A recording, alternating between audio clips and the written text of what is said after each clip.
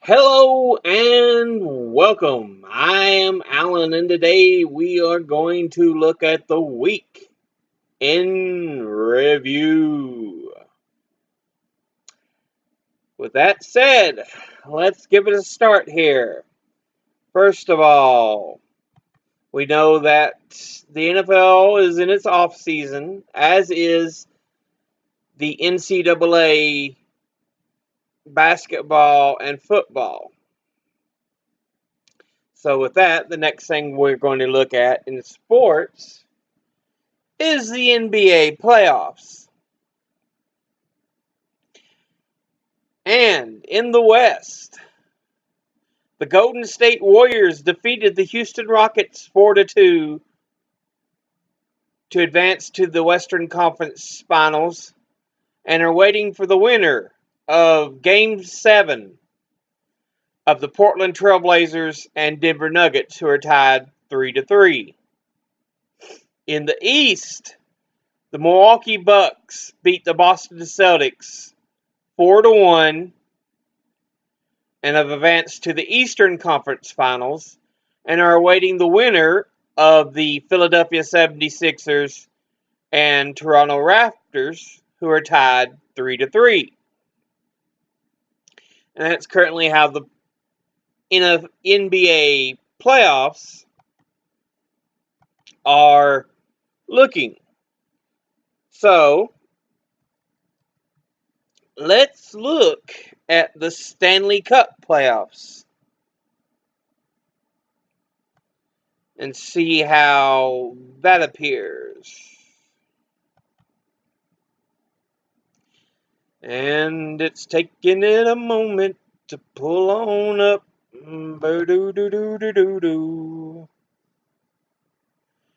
There we go. Stanley Cup playoffs. In the West, the St. Louis Blues beat the Dallas Stars 4-3 to go to the Western Conference Championship.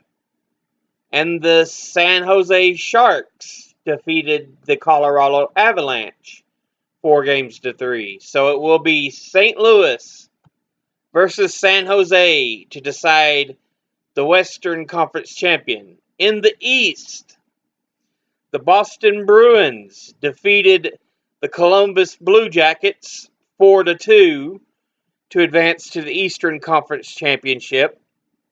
And the Carolina Hurricanes swept the New York Islanders 4-0 to advance to the Eastern Conference Championship to meet the Boston Bruins. And so far in the West, there have been no games played, but in the East, the Boston Bruins lead the Carolina Hurricanes 1-0. Sorry. 1-0. So there's the NHL Stanley Cup playoffs. Now let's look at Major League Baseball. And give it a moment to pull on up here. Make sure the camera's recording, because I tried it last time and I apparently forgot to hit record, so I'm having to do this over. In the AL East, the Tampa Bay Rays lead 23 with a record of 23-14, but they're only a half game over the New York Yankees, who are 23-15. But there are 4 games over their next contender, Boston, at 20-19, with Toronto and Baltimore rounding out the AL East.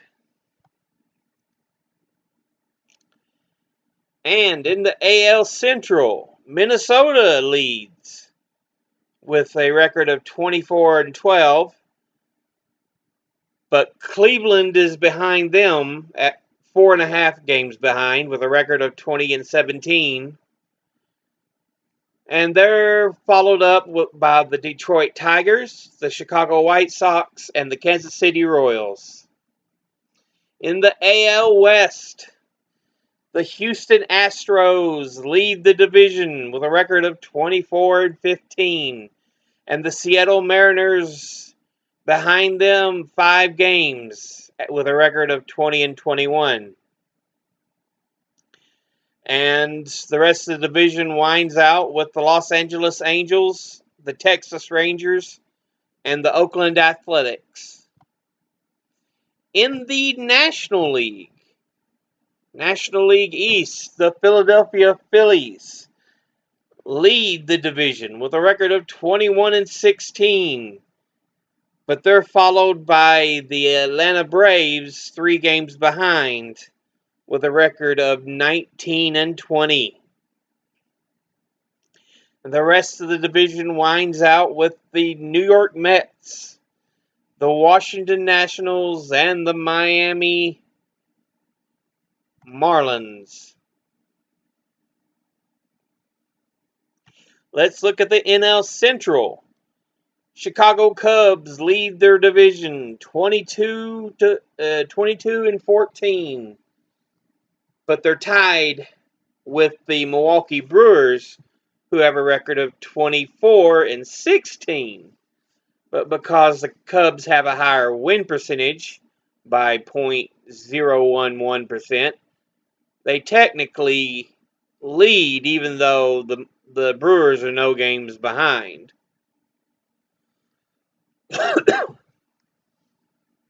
It's only because the Brewers have played more games. Rounding out the rest of the division is the St. Louis Cardinals, the Pittsburgh Pirates, and the Cincinnati Reds. And finally, in the NL West, the Los Angeles Dodgers lead with a record of 26-15. Behind them, 3 games behind, is the Arizona Diamondbacks with a record of 22-17. Rounding out the division is the San Diego Padres, the Colorado Rockies, and the San Francisco Giants. So that's baseball, and let's give the Premier League a look.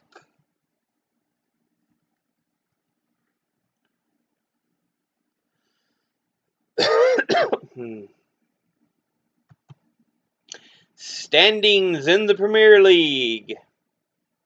At 95 points at the top of the list is Manchester City with a record of 31 wins, 4 losses, and 2 draws.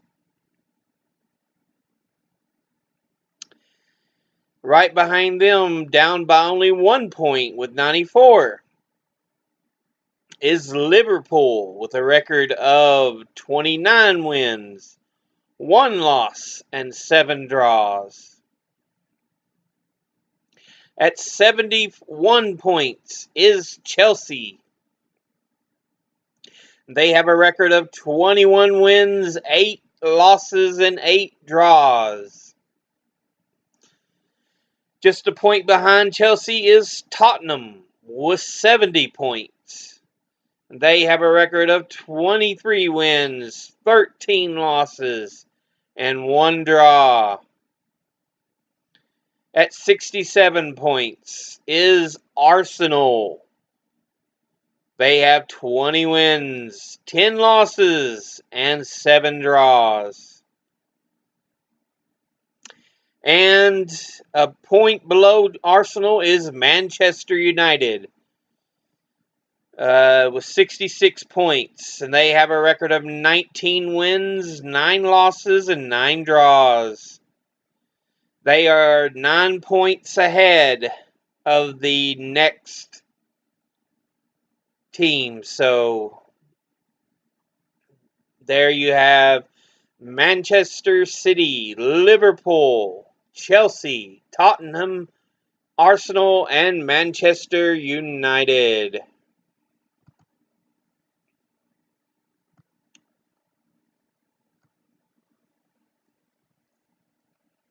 maybe we should take a look at cricket. Maybe.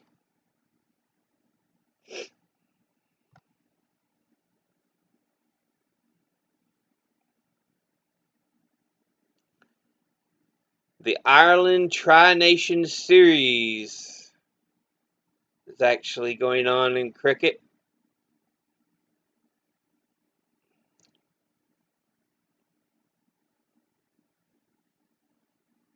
So, yeah.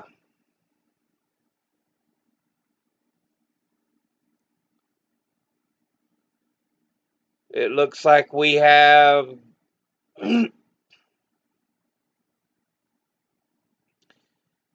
games like Ireland versus Bangladesh.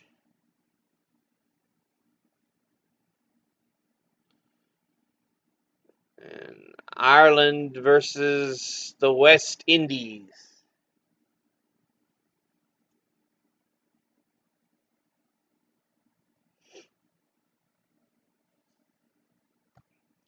Let's see. And we'll take a peek at rugby.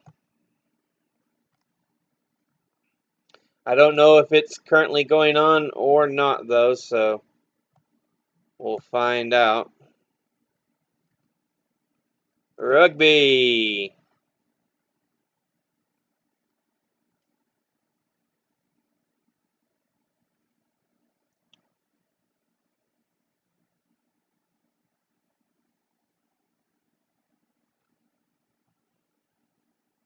I don't want to know what rugby is, Wikipedia. I'm just looking for the rugby league.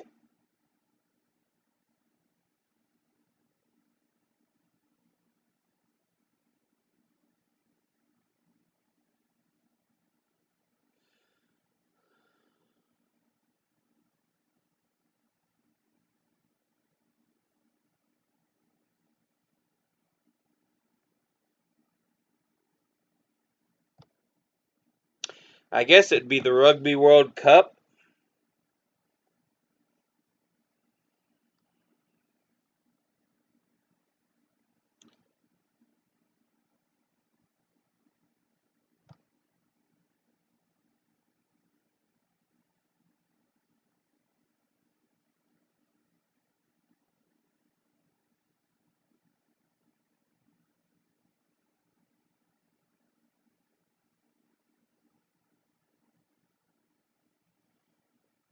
Okay, it doesn't look like it's until September, so yeah.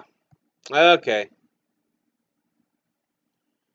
So that is sports. With that done, let's take a look at science. Science! TED, Technology, Education, and Design's YouTube page had a video about a closer look at the first successful picture of a black hole. So that's a major piece of news currently going on in the world of science. Let's look at sciencemag.org. What do they have? Cats rival dogs on mini tests of social smarts. But is anyone brave enough to tame them? Human natural killer cells capable of remembering. Ocean winds are blowing harder. Rod opsons enable color vision in deep sea fishes. Ride sourcing companies make traffic worse instead of better in San Francisco. How macrophages promote fibroblast invasiveness. And quality control in bacterial adhesion.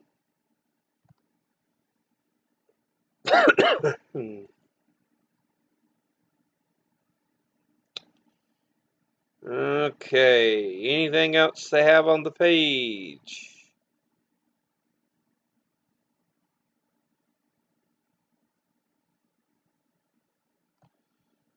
That was from sciencemag.org.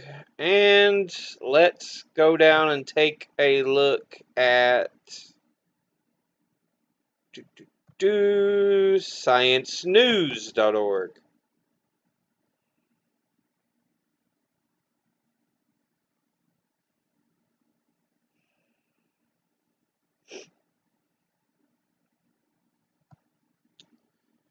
Again, they mentioned that deep sea fishes' eye chemistry might let them see colors in the near darkness. So the fact that being so far down in the ocean and having so little light doesn't hurt the fact that they actually might be able to see in color.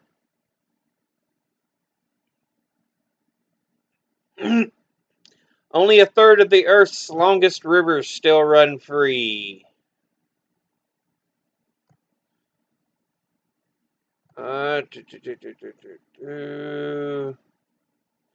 Dying stars called collapsars may forge much of the universe's gold. And a collapsar occurs when a massive spinning star collapses into a black hole, powering a blast of light known as a long gamma burst, and exploding the star's outer layers. They question what a kilonova would look like, and they note that 1 million species are under threat by human intervention. We will talk about this later because I have it in my news list as well. So,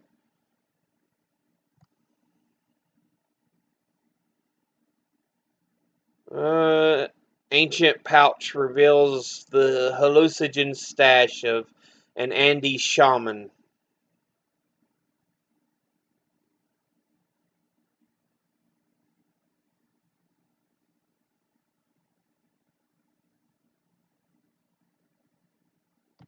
And there's science.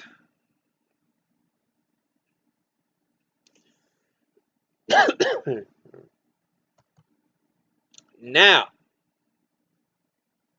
if you're going to be that way, let's look up history.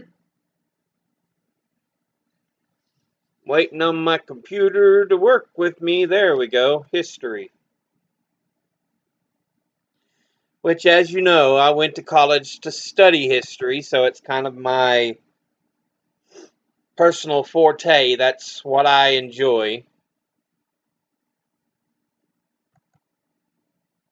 So let's look at this day in history. We want to go to May the 4th. Come on now. There you go. This day in history, May the 4th. Come on, computer, work with me. May the 4th, 1970, National Guard kills 4 students at Kent State University. Yeah, it's a very famous event in American history. Crosby, Stills, Nash, and Young actually sung a song about it. 4 dead in Ohio. So yeah, it's a pretty major event in American history. May the 4th, 1979, Margaret Thatcher sworn in as Britain's first female Prime Minister. May the 4th, 1886, the Haymarket Square riot occurred. At Haymarket Square in Chicago, Illinois, a bomb is thrown at a squad of policemen attempting to break up a labor rally. The police responded with wild gunfire, killing several people in the crowd and injuring dozens more. May the 4th, 1994, Yitzhak Rabin and Yasser Arafat sign an accord for Palestinian self-rule, although Benjamin Netanyahu's kind of breaking it. But we won't get into that. Also, on May the 4th, 1865, President Lincoln is buried in Springfield, Illinois, after the long train ride home.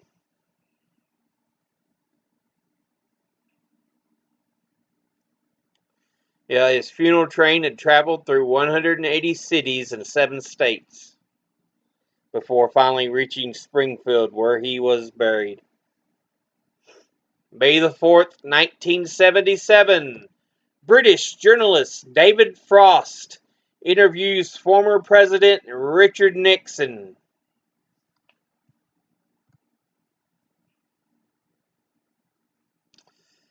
May the 4th, 1929, legendary actress Audrey Hepburn is born.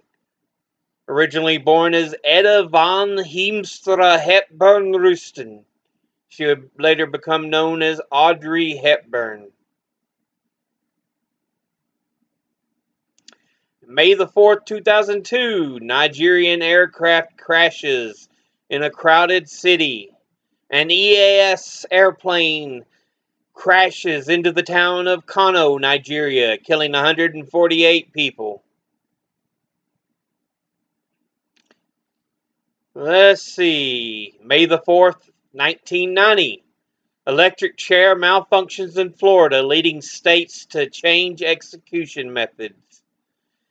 Jesse Tafaro is executed in Florida after his electric chair malfunctions not once, not twice, 3 times, causing flames to leap from his head. Tafaro's death sparked a new debate on humane methods of execution.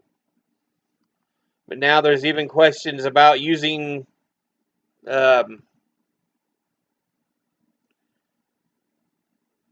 lethal injection.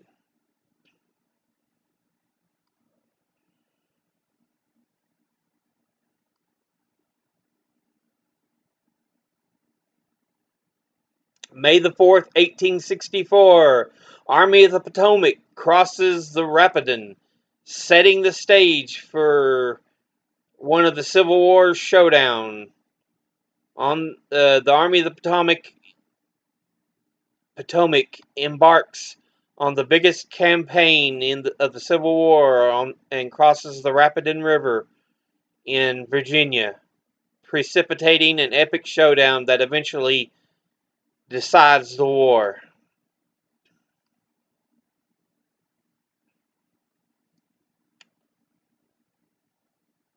And that's all for May the 4th.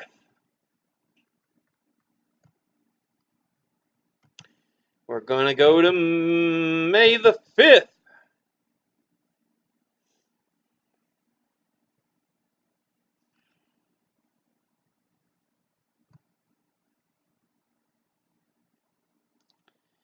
May the 5th, 1961, Alan Shepard becomes the first American in space. 8 years later, we would land on the moon.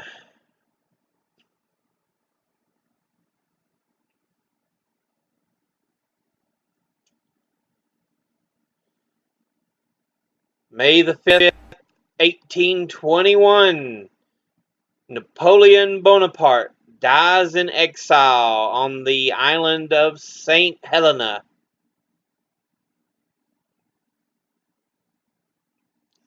May the 5th, 1862, the outnumbered Mexican army defeats the French at the Battle of Puebla. And of course, if you know your Spanish, you know that May the 5th is dun, dun, dun, dun, dun, Cinco de Mayo. That's why it's a holiday. The Mexicans show that they actually might stand a chance at defeating the French in a war, because at one point Mexico was ruled by a French Um,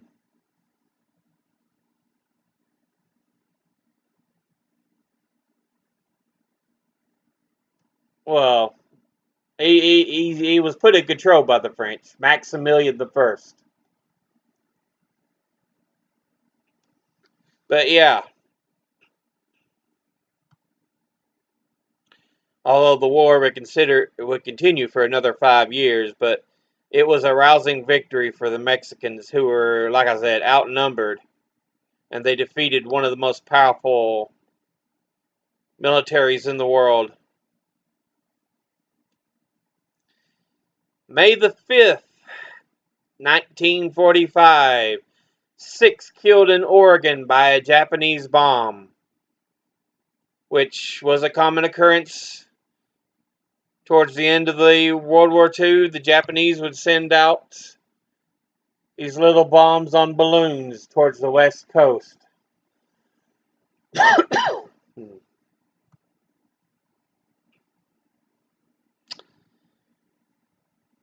May the 5th, 1904, Boston Red Sox pitcher Cy Young throws a perfect game against the Detroit Tigers.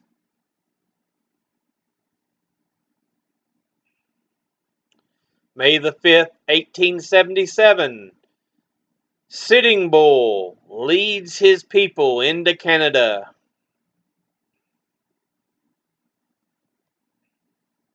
A year after Little Bighorn. So, to escape the American military, they cross into Canadian territory.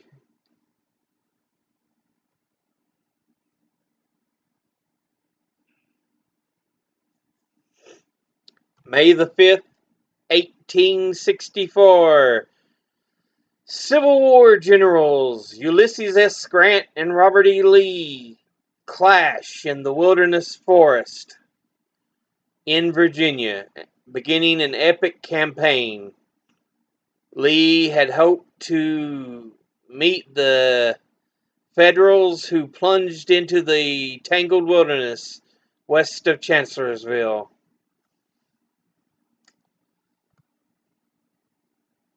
May the 5th, 1955, the Allies end their occupation of West Germany.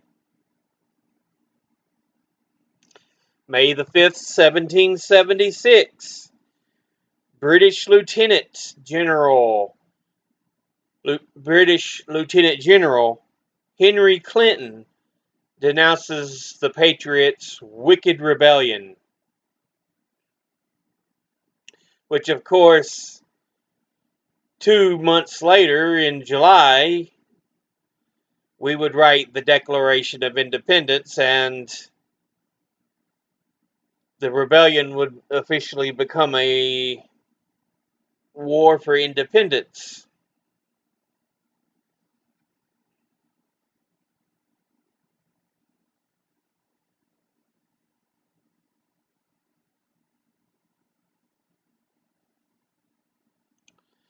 And that is May the 5th.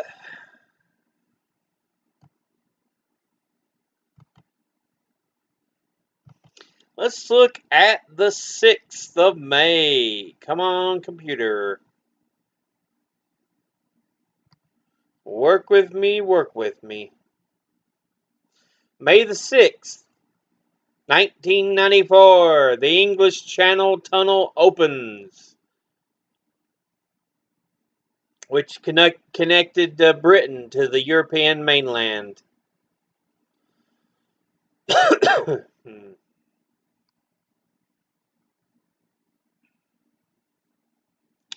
May the 6th. What else happened? May the 6th, 1937, the Hindenburg disaster. The airship Hindenburg, the largest dirigible built and the pride of Nazi Germany, burst into flames upon touching its mooring mast in Lakehurst, New Jersey, killing 36 passengers and crew members. May the 6th, 1954, Roger Bannister runs the first ever 4-minute mile. In Oxford, England, 25-year-old Medical student Roger Bannister cracks track and field's most notorious barrier, the 4-minute mile. He runs the mile race in 3 minutes 59.4 seconds. So he just barely cracks it, but he does.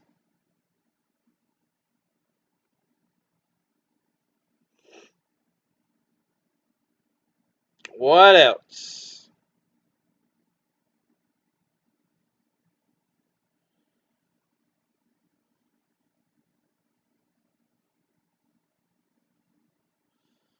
May the 6th, 1935, Franklin Delano Roosevelt creates the Works Progress Administration, a organization created to help try to relieve some of the pressures from the Great Depression.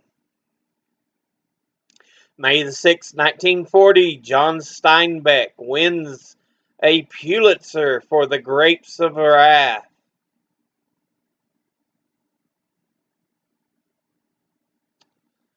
Anything else? May the 6th, 1864, Civil War generals Grant and Lee continue fighting in the wilderness.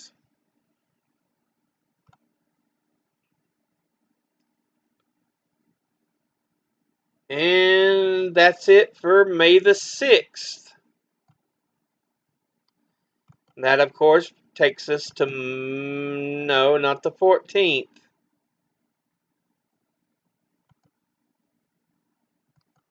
Try again, boyo. May the 7th.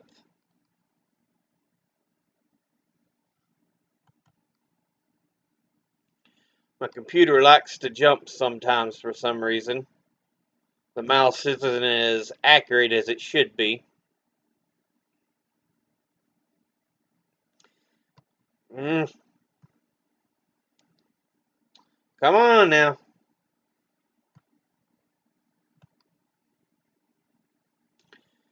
May the 7th. Ottawa Chief Pontiac's rebellion begins. Against the British begins.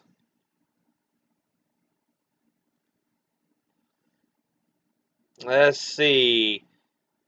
May the 7th, 1915, the Lusitania sinks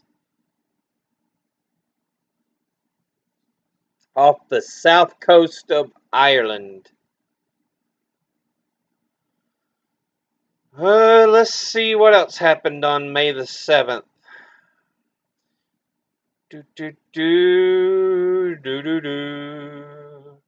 May the 7th, 1902, Mount Pelée erupts, burying a Caribbean city.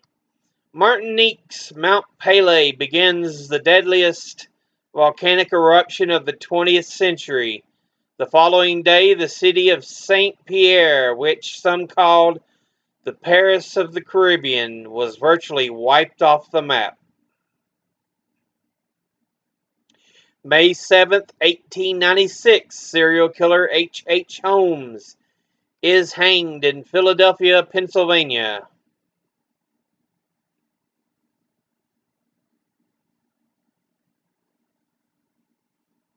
May the 6th, May the 7th, 1864, Federal General Ulysses S. Grant refuses to turn back after a bruising battle in the Battle of the Wilderness. Following 2 days of intense fighting in Virginia's wilderness forest, the Army of the Potomac, under command of Union General Ulysses S. Grant, moves south.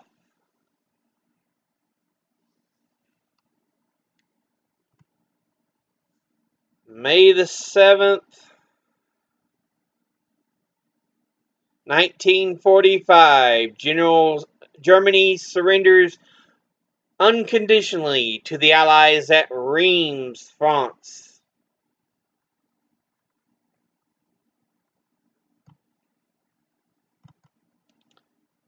May the 8th, let's take a look at it.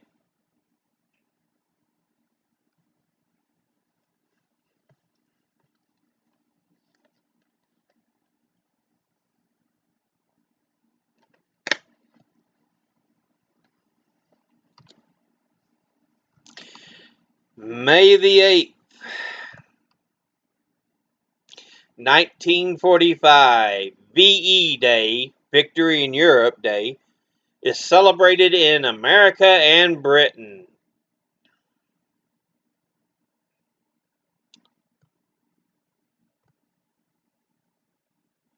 May the 8th, 1541, Spanish conquistador Hernando de Soto reaches the Mississippi River.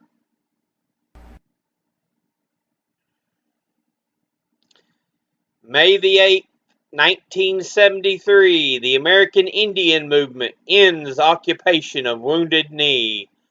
On the Pine Ridge Reservation in South Dakota, armed members of the American Indian Movement surrender to federal authorities, ending their 71-day siege of Wounded Knee, site of the infamous massacre of 300 Sioux by the U.S. 7th Cavalry in 1890. May the 8th,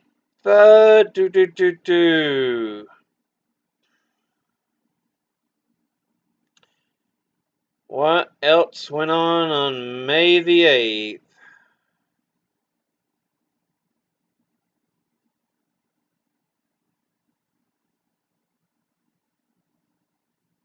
May the 8th, 1984, Soviets announce a boycott of the 1984 Los Angeles Olympics after they were defeated in hockey in 1980. May the 8th, 1864, General Lee's army beats Grant's Union troops to Spotsylvania following the Battle of the Wilderness.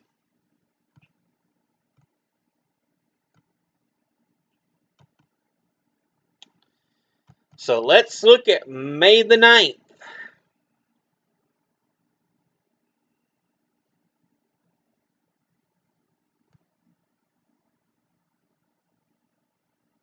May the 9th, 1960, the FDA approves the pill.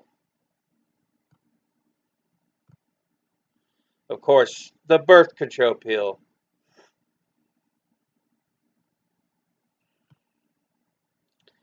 Also on May the 9th,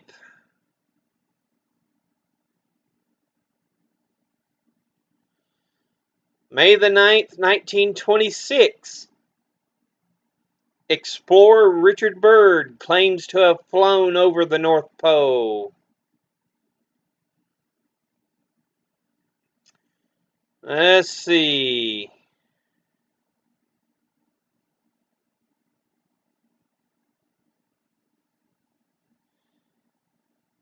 What else happened on May the 9th that's of interesting note? May the 9th, 1974, the U.S. House of Representatives votes to initiate impeachment proceedings against President Nixon.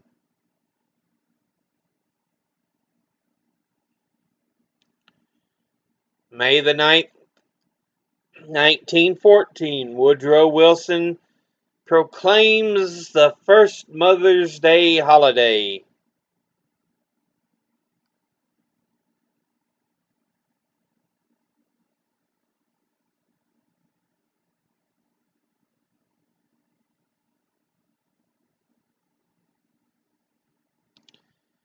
May the 9th, 2001, soccer fans are trampled in Ghana at Accra Stadium.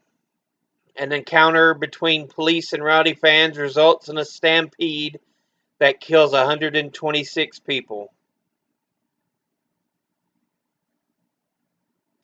And May the 9th, 1955, West Germany joins NATO, the North Atlantic Treaty Organization.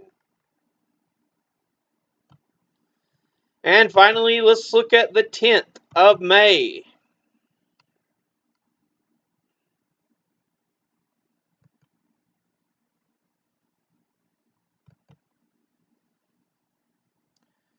All right.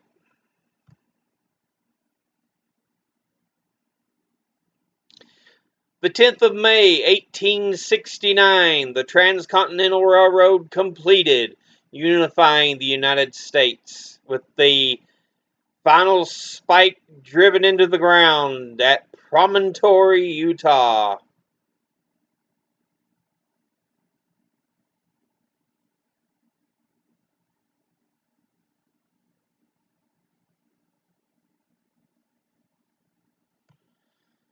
Let's see. May the 10th, 1994, Nelson Mandela, South Africa's first black president, is inaugurated.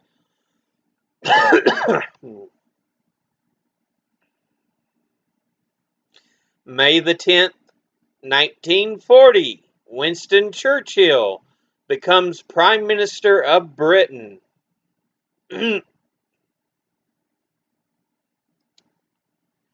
May the 10th, 1877, Rutherford B. Hayes installs the first White House phone.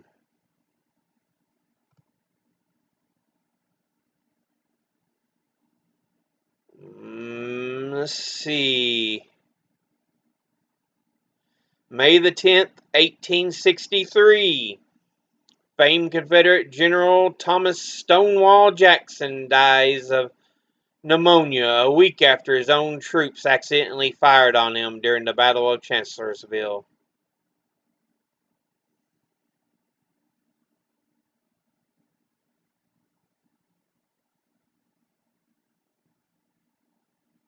And May the 10th, 1871, the Treaty of Frankfurt am Main ends the Franco-Prussian War. And that is history on this day in history. Now,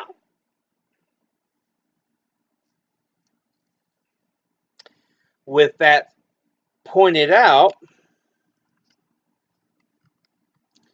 let's take a look at the news.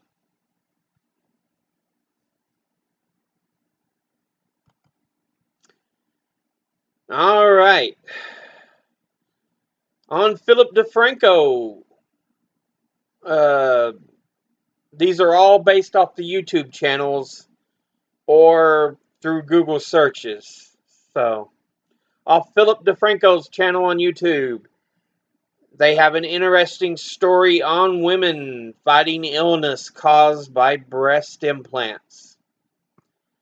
On Vox, an amazing story about China's internment camps being built to imprison the Uyghurs, the Muslim minority population in China. From KMOV in St. Louis, Missouri, May the 4th saw 20 people shot, with 2 of them dying.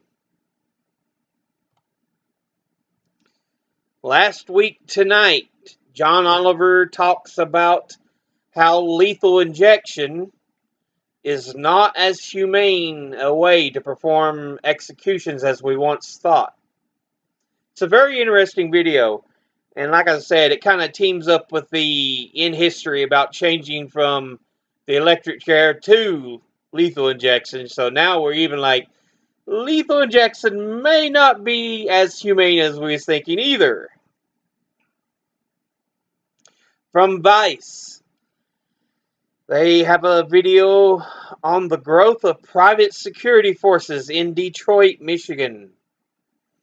From The Intercept, they have a look at how Trump doesn't condemn white nationalist terrorists like he does Muslim terrorists or Latino gangs.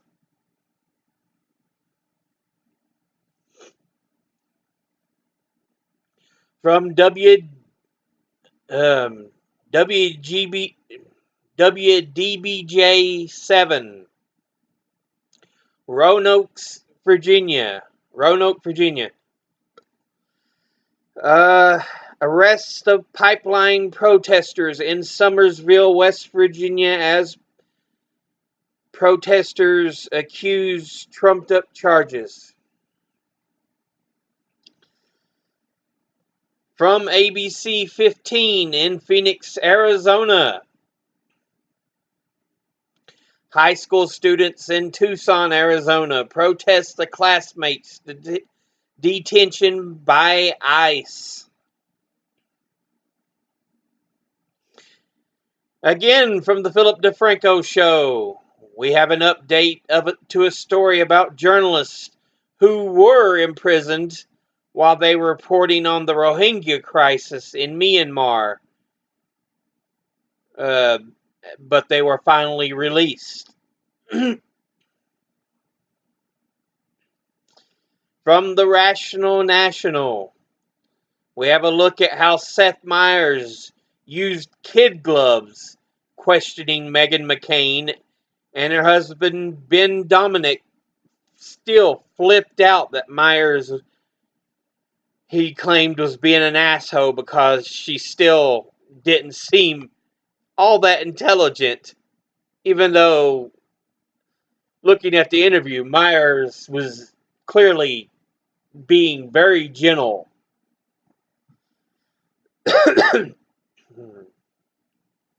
From Tim Black TV, new footage from Sandra Bland's cell phone shows that she posed no threat or resisted arrest, but was taken to jail, in which she died 2 days later.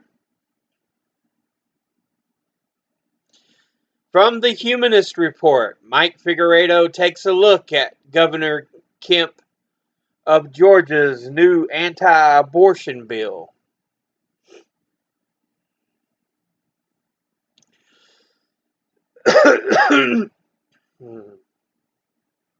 From C-SPAN, there's a video showing how Mitch McConnell and Chuck Schumer each respond to the Mueller report being released. Status coup. Jen Dies gives a good look at an NPR article in which Jill Biden wants people to move on from the Anita Hill controversy. From WCYB in Bristol, Virginia, Tennessee. I say Virginia, Tennessee because Bristol's right on the border.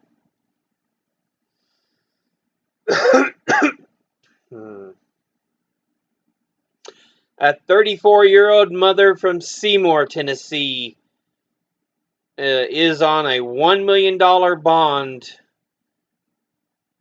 $1 million bail from charges of aggravated assault when her 15-month-old was found dead and the 20-year-old sibling was in critical condition. From KETV in Omaha, Nebraska. Laws limit the liability Nebraska Public Power District faces after its dam in Niobrara, Nebraska, the Spencer Dam, fails. From WTMJ in Milwaukee, Wisconsin. Healthcare advocates support the expansion of Medicaid in the current Wisconsin tug of war over the expansion. From KOLO in Reno, Nevada. A vigil is held for the Nevada Assemblyman Tyrone Thompson following his death at the age of 51. From the Damage Report, there's a story about a Trump rally in Florida in which a man in the crowd yells out, shoot them in regards to immigrants. And Trump just responds, only in the panhandle, instead of condemning such hate. Truly shows how despicable Trump is. From the Rational National, again, Alexandria Ocasio-Cortez and Bernie Sanders put forth a piece of legislation to limit how much of an interest rate percentage can be charged by credit card issuers, limiting it to only 15%. Hope that actually passes. From Vice News, the city of Denver, Colorado legalizes magic mushrooms.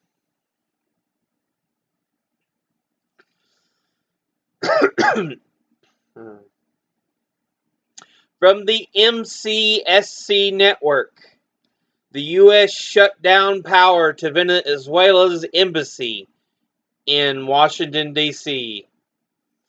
From Democracy Now!, there's a look at an Uber driver strike. From WJHL in Johnson City, Tennessee, the FBI is looking into the recent narrow passage of Tennessee school voucher law as rumors circulate that the state lawmakers received improper incentives to vote for it. In KEZI, Eugene, Oregon, crews are battling 4 fires in Douglas County, Oregon. In Democracy Now!, Trump ratchets up tariffs on China, further driving an economic war that will undoubtedly help no one. The Rational National again. Ben Shapiro flips out for not being treated with kid gloves and calls right-wing journalist, a right-wing journalist, mind you, Andrew Neil, who interviews him on the BBC, a leftist.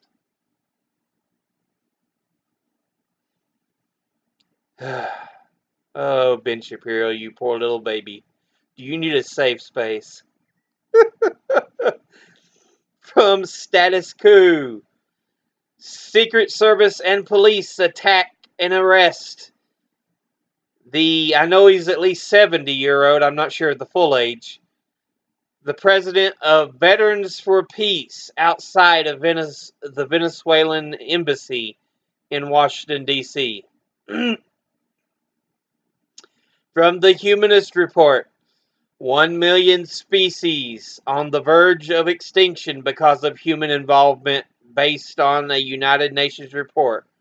See, I told you we would get to that headline again. And finally, from C-SPAN, former FBI General Counsel Jim Baker refutes Trump's absurd assertion that there was an attempted coup because of investigation into potential illegal aid in the 2016 campaign. And that was the stories of the week.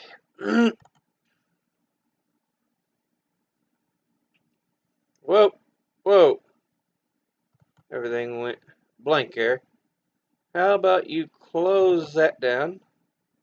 There you go. Now I'm going to try something a little new.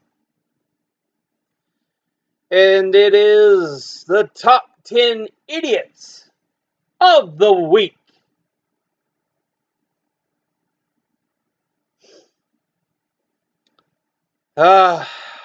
In no particular order, we have Ben Shapiro for whining about being asked legit questions on the BBC interview and walks off because he's not treated with kid gloves. We have Jared Knaubenbauer for cheating on his wife and supposedly soliciting pics from underage fans. We have William Barr for being unwilling to appear before Congress. We have sharing a spot Meghan McCain and her spouse, Ben Dominic, for her trying to stoke hate about Ilhan Omar, and Dominic getting angry because Seth Meyers used kid gloves on Meghan and she still looked foolish.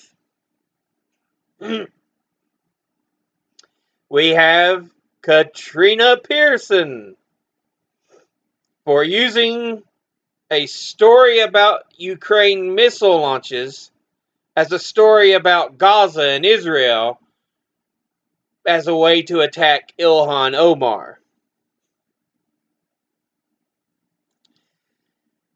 We have Nate Silver for using identity politics rather than actual statistics that he's usually known for as a way to try to compare Bernie Sanders and Joe Biden.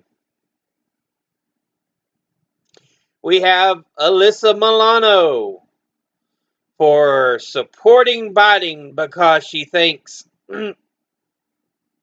he's the only person who can beat Trump. Have news for you, Alyssa. Bernie could do it. We have Joe Biden for having no real policy ideas yet as a presidential candidate. No real policy ideas. Bernie already had tons of ideas, policy ideas, when he announced his presidency for 2020. Biden's got none yet. None!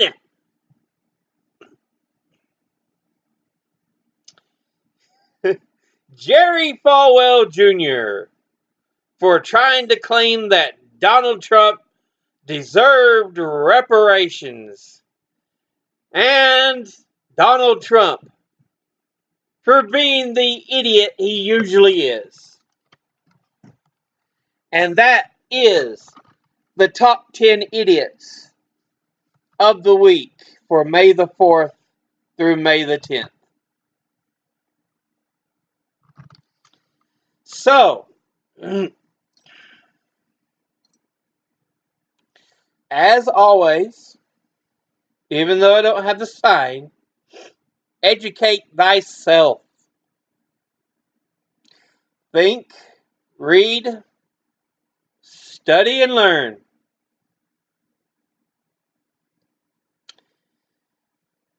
And